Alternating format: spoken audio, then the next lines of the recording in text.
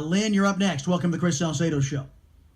Hi, Chris. Hey. I've been listening to your show, and especially when you talk about school choice, and I've heard your talking points, and you make some really good points. I've been on Hannity, I've been on Wilkow, I've been on Levin talking about this, but I want to know, have you really played this out? The details, not just the talking points, but what this really looks like financially. Yeah. For our state. I have. Do you know a new private vendor can collect up to 10% of the money?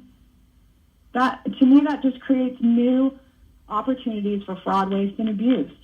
Well, of course, if we were going to switch over the system, we would have to make sure there were safeguards in place to where students and their parents would be finding educational opportunities and only educational opportunities. And that they must... in Nevada, it was determined part of this was unconstitutional, this whole education savings account thing. And why do you think half the homeschool population does not want the money?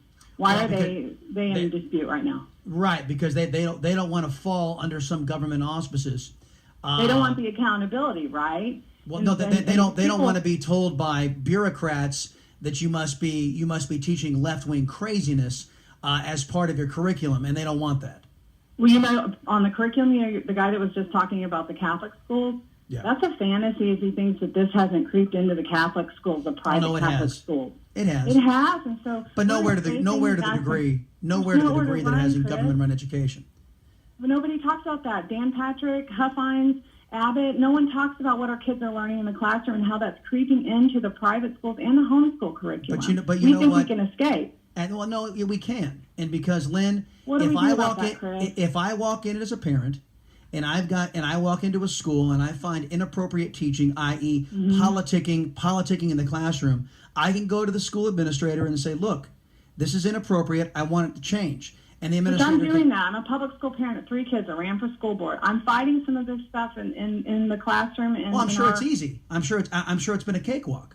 But no one shows up to school board meetings. You know that you can do that. No, wait a minute. Don't switch to another topic.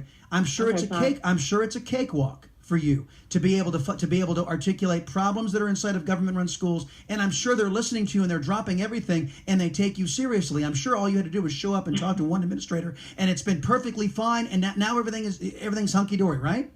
No, that's not. No, of course not. Of course not, because it's a massive. But we don't create a new corrupt system. No, I'm not. Look, the free market is not corrupt, Lynn, and I'll have words with anyone. I will have words with anyone who says where there's money, there's corruption.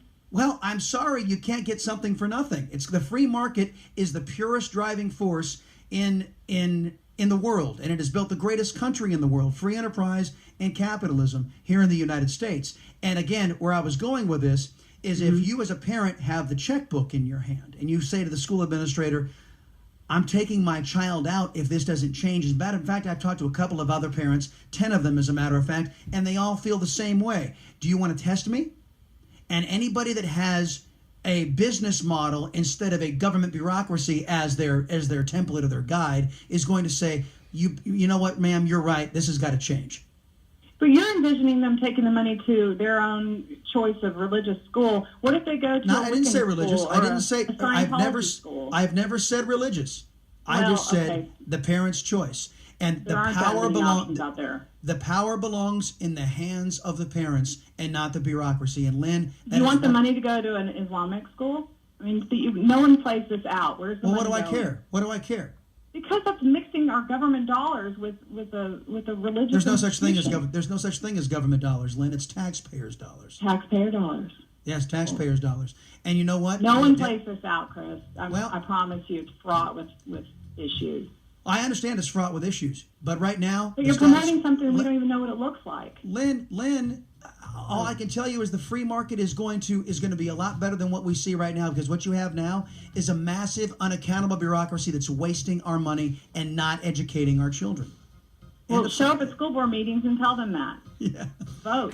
Because it's so easy, right? No one does that, though. Lynn, thank you very much. Have a great weekend. That's it for the Chris Salcedo Show, folks.